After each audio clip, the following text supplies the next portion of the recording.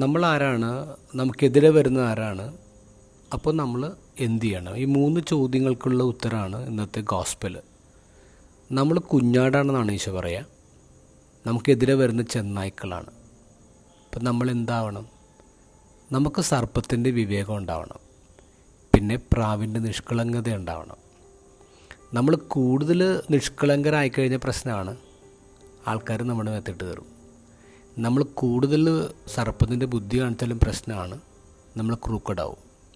അപ്പോൾ ഇതിൻ്റെ ഇടയിലൊരു ബാലൻസ് ഉണ്ട്. ആ ബാലൻസ് എന്താ? ഹൃദയത്തിൽ നിങ്ങൾ പ്രാവാവണം, പക്ഷെ ബുദ്ധിയിൽ നിങ്ങൾ സർപ്പമാവണം. ഇനി ഒരു സിറ്റുവേഷൻ ഇങ്ങനെയാണ്. നമ്മൾ ആടാണ്, നമ്മളൊരു മുറിക്കകത്തിരിക്കുന്നു. പുറത്ത് ചെന്നായ വന്നിപ്പുണ്ട്. ചെന്നായ വന്ന് മുട്ടുന്നുണ്ട് വാതിലിൽ. ഈ സമയത്ത് നമുക്ക് 4 ചോയ്സാണുള്ളത്.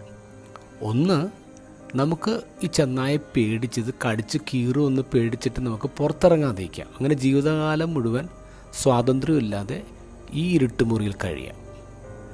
രണ്ടാമത്തേത്, നമുക്ക് ഒരു AK-47 എടുത്ത് പുറത്തോട്ട് ചാടി ഈ ചെന്നായ്ക്കളൊക്കെ അങ്ങോട്ട് വെടിവെച്ച് തീർക്കാം. അത് വയലൻസാണ്, അത് അക്രമത്തിൻ്റെ വഴിയാണ്.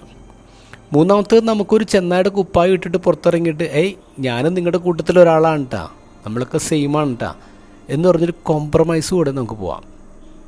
നാലാമത്തേത്, അത് നമ്മൾ ആടായതുകൊണ്ട് നമുക്കൊരു ഇടയനുണ്ട്. അപ്പോൾ ഈ ഇടയൻ്റെ വാക്കിൽ ട്രസ്റ്റ് ചെയ്തിട്ട് ഈ പുറത്ത് വിശാലമായൊരു പ്ലേ ഗ്രൗണ്ട് ഉണ്ട്. ഈശോ പറയുന്ന അങ്ങോട്ട് ഇറങ്ങി കളിക്കാനേ പറയണം. കാരണം ഞാൻ നിൻ്റെ കൂടെ ഉണ്ട്, നീ ഇറങ്ങി കളിക്കുന്ന പറഞ്ഞാൽ അങ്ങനെ ഇറങ്ങി കളിക്കാം. എന്ത് വേണം? ചിന്തിക്കുക.